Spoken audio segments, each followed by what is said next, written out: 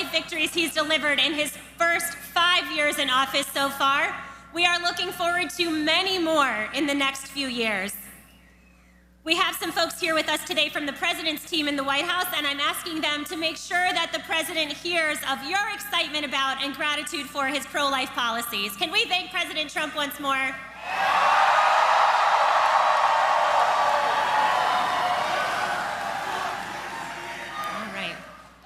And now, he stood on this stage last year in his first public appearance after a pretty important day in his life, and he promised he'd return. Well, marchers, today he is keeping that promise. It is my great honor to welcome back to the March for Life stage your Vice President of the United States, JD Vance.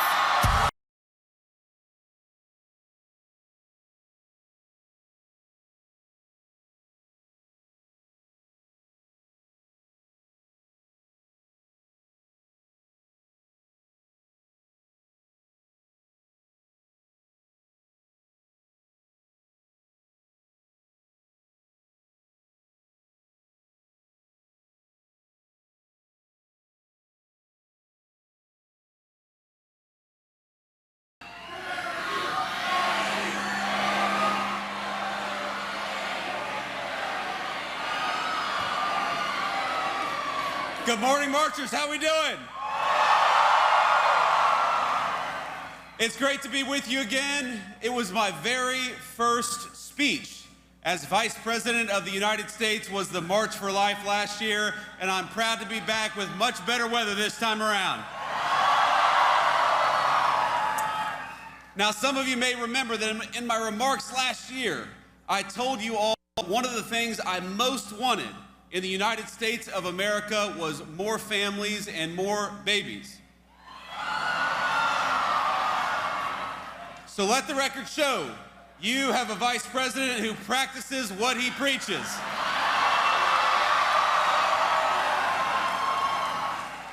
Usha and I announced this week that we're expecting our fourth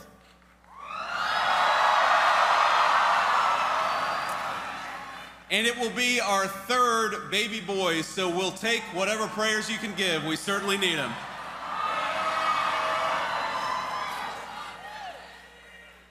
And when I was here last year, I had one other piece of advice for this group, and that was very simple: to be joyful in your advocacy. And looking out at this crowd today, it seems like you took that suggestion very well to heart, because I see joyful people. I see grandmas, I see parents, I see beautiful little kids with incredible green hats.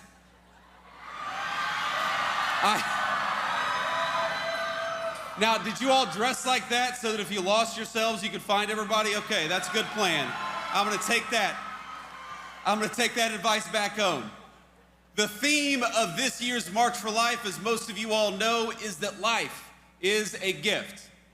And I know for me personally, this year there is so much to be thankful for. I'm grateful to my own family, for my beautiful wife, Usha, and that God has given us the miracle of new life again.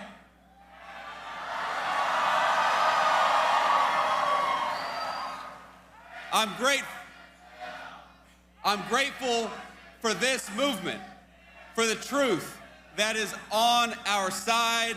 And frankly, I'm thankful for the technological breakthroughs that have allowed us to affirm and protect life. Things like 3D ultrasounds that didn't exist just a few short decades ago. Things like the new medical technologies that have saved the lives of countless premature babies. But let me today say that I am especially grateful for all of you, even the ones with Michigan hats, and there are a couple of you out there.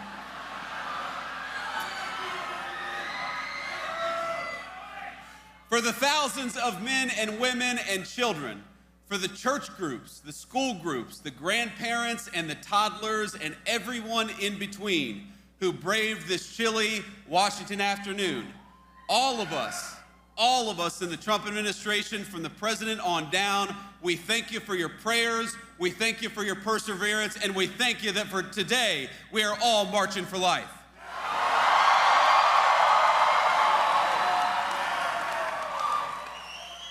I know a lot of us heard from the president just before this, so you know that he loves and cares deeply about this movement. And it's why he has fought for the pro-life cause and why we do it in this administration. And it's why 3 years ago, we cannot forget, he delivered and his Supreme Court justices delivered the most important Supreme Court decision of my lifetime.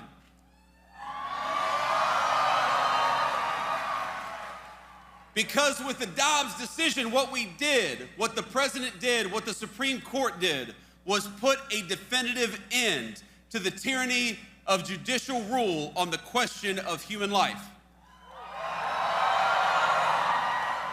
He shattered a 50-year culture of disposability, one that treated human life as expendable the moment that it became inconvenient. And he empowered our nation and our movement to build a culture of life from the grassroots up.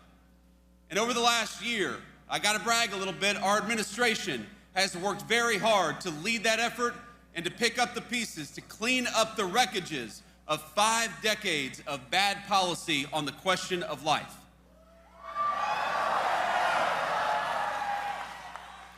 It's an amazing crowd.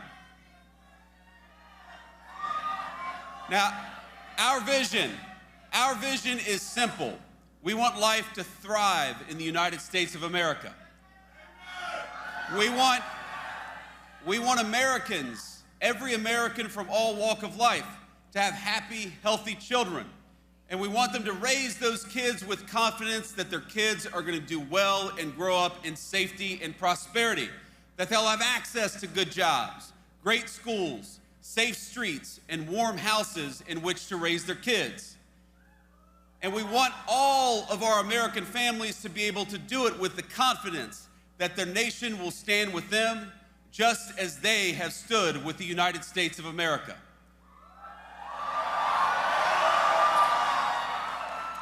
Now, you all know this very well, that building a culture of life requires persuasion. And that's what's so different about this moment compared to the moment that was dominated by the Supreme Court for 50 years. We're not trying to argue to the Supreme Court anymore. We're trying to argue to our fellow citizens that we must build up that culture of life. And as you know, that effort is going to take a lot of time, it's going to take a lot of energy, and it's going to take a little bit of money. And that's why we're here, because you know that. We're marching for life because we want our wonderful fellow Americans, even if they don't disagree with us, to know that life is worthy, it is worthy of protection, and that is why we march today.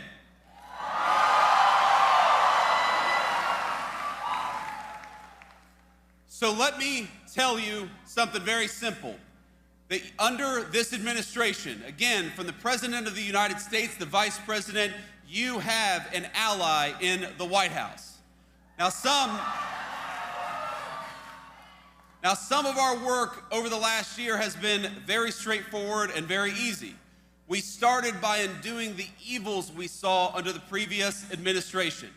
Like, for example, throwing priests and grandmothers in prison for praying outside a clinic. That's over. We stopped it.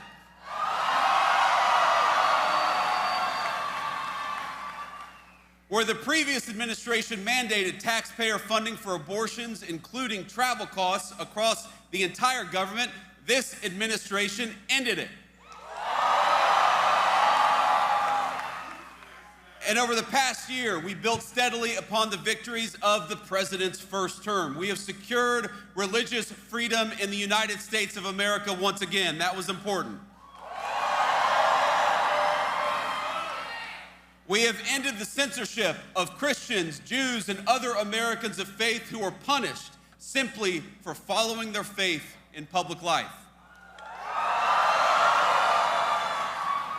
We have expanded conscience protections for healthcare workers and defended faith-based foster care and adoption. We gutted Biden-era rules and ensured that no nun, no nurse, no pharmacist, and no physician has to check their faith and their values at the door of their workplace.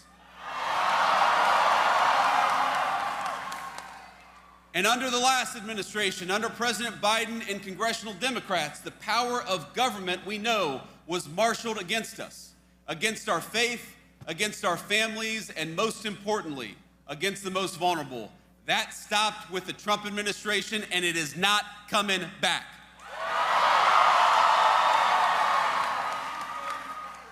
Just this week, we took action to force Illinois into compliance with the Weldon Amendment and stop making healthcare providers refer for abortions. That was a big one.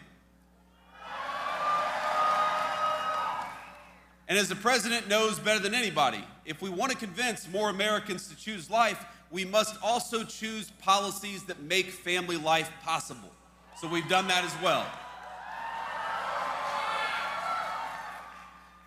With the Trump accounts, we started at the very beginning of life, investing in every new American child from day one onward. We've stood with parents by boosting the child tax credit as well, because no family should be penalized for choosing to have kids. In fact, we ought to be rewarding for families for choosing to have kids. And when Usha and I were having the debate about whether we were going to have a fourth kid, I said, honey, we've got an expanded child tax credit and we've got the Trump accounts. We got to take advantage of this stuff. We're restoring homeownership for real families, and you may not think this is connected to the pro-life cause, but when we ensure that real families, moms and dads, instead of Wall Street, have access to American homes, we help create that important culture of life. And the thing that I'm perhaps the most proud of is that we have been responsible stewards of your tax dollars on this question of life. And so, just yesterday, this administration launched fraud investigations into Planned Parenthood affiliates.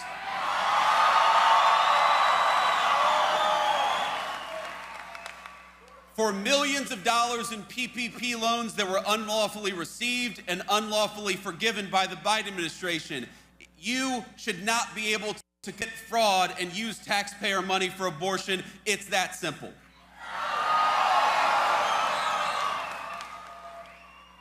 At many of our departments, we've reinstated a ban on the use of fetal tissue in federal research. That's another big one. And this is something we're so proud of. We're returning accountability to our foreign policy as well. Under Joe Biden, it was the policy of the United States to export abortion and radical gender ideology all around the world. That is what they did with your tax money. They would relentlessly bully developing countries into parroting their far-left views. But under President Trump's leadership and with our great Secretary of State, we believe that every country in the world has the duty to protect life. And that it's not our job as the United States of America to promote radical gender ideology. It's our job to promote families and human flourishing. Now that's why we've completely realigned U.S. foreign aid and turned off the tap for NGOs whose sole purpose is to dissuade people from having kids. It's why we rejoined the Geneva Consensus Declaration to promote maternal health and strong families all over the world. And it's why we speak up when other nations throw pro-life and pro-family advocates in prison for silent prayer, which we've seen way too much, but it's got to stop. And today, our administration is proud to announce a historic expansion of the Mexico City policy. We're going to start blocking every international GO that performs or promotes abortion abroad from receiving $1 of U.S. money.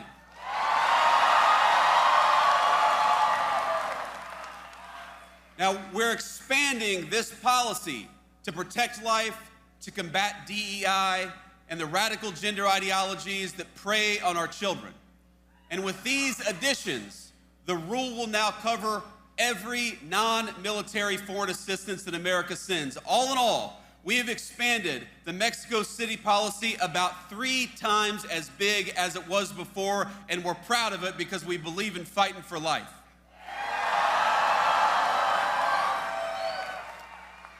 And a lot of you may know that under the Biden administration, they used Medicaid and other programs to launder your tax dollars into abortion money all over the United States of America. And with the help of our Republican majorities in Congress, with the Working Families Tax Cuts, we stopped that practice once and for all. It's illegal now, exactly as it should be. Let me just say, my friends, that we have to be clear. We cannot be neutral. Our country cannot be indifferent about whether its next generations live or die. Because, think about it, what ultimately gives meaning and life to the United States of America, this is not a new question. Every civilization has been forced to answer it. You march today, we march today, because you have an answer to this question about what kind of civilization we are and about what kind of civilization we're going to become in the future. I read an article some time ago. It was about classic archaeology, of all things. And one particular piece of information has haunted me. That one of the telltale signs of an ancient brothel in the pagan world was that you'd always find a large number of baby skeletons nearby. A lot of baby skeletons. And those bones predominantly belonged to boys. Because unlike little girls, those boys would be of no use to the future adults who were running those brothels. Now, this is shocking to us because we grew up in a Christian culture and were formed by religious values. Even those of us who aren't particularly faithful, it's a shocking thing to hear. But we have to remember that in the ancient pagan world, discarding children was routine.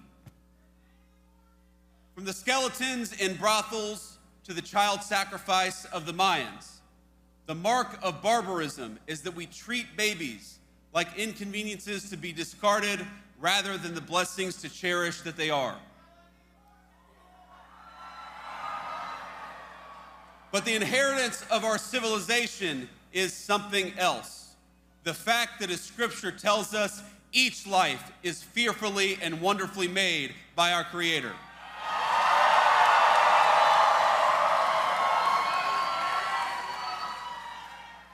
The March for Life, my friends, it's not just about a political issue, as important as all this politics stuff is. It is about whether we will remain a civilization under God, or whether we ultimately return to the paganism that dominated the past. Today, the far left in this country tells our young people that marriage and children are obstacles, that it's irresponsible, even immoral because of climate change or some other reason, to encourage our young people to raise a family. They tell us that life itself is a burden. But we here at this march, we know that it's a lie. We know that life is a gift.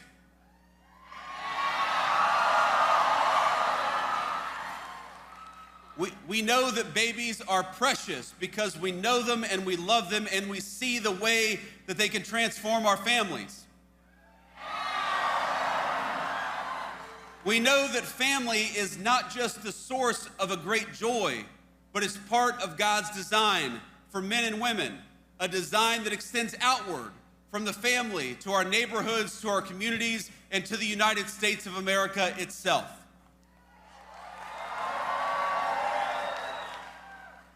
And we here know, that treating everyone with dignity isn't always easy. It's not always convenient, but it's the right thing to do. We know that the people telling our young men and women that discarding family and children is a form of liberation, we know that those people are telling a lie. And so, to our fellow Americans, we march in part to serve as a witness. To our fellow Americans, we say, you're never going to find great meaning in a cubicle or in front of a computer screen, but you will find great meaning if you dedicate yourself to the creation and sustenance of human life.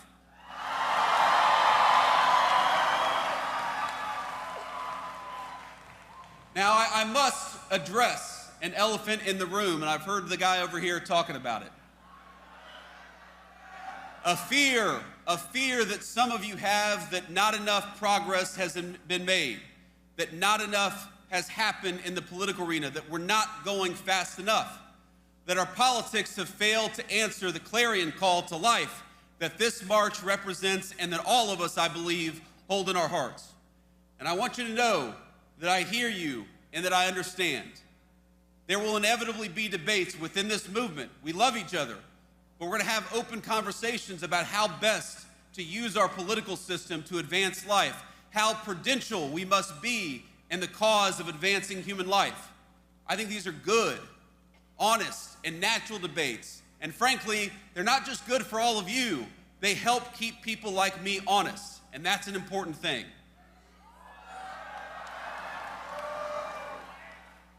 But I think all of us also have to remember that we are commanded to let not our hearts be troubled. Because I look at this crowd and I see young people for whom Dobbs is the only world they've ever known. And I see people with just a little bit more gray in their hair, who for 50 years toiled to live in a country where questions of life would be answered by we the people rather than tyrants in robes. All of us have heard their stories. They've heard of the movement betrayed, of taking one step forward, and then 2 steps back, and then 3 steps forward after that. They know stories of heartbreak and of triumph. Some of them I've known very personally from ballot issues that I fought very hard for, some of which have gone the right way and some of which have gone the wrong way. And I remember friends of mine who spent their entire lives fighting for the unborn without ever seeing the victories that have accumulated in recent years. My friends, I'd ask you to look where the fight for life stood just 1 decade ago. And now, look where it stands today.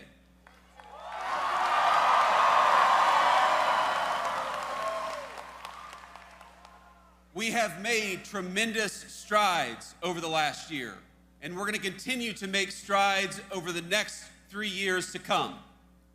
But I'm a realist. I know that there is still much road ahead to travel together. Take heart in how far we've come, but don't lose sight of why we march.